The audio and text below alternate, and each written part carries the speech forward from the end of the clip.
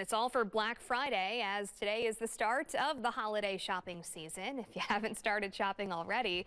Over the years, though, Black Friday has sort of changed, especially since the pandemic.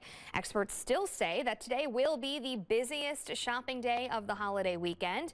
Local retailers say that their businesses are looking forward to an influx of customers today, and they have some theories as to why Black Friday has slowed down in recent years. I think that the reason that we saw those lines back in the day would be because retailers were not offering their discounts and deals and doorbusters until Black Friday morning.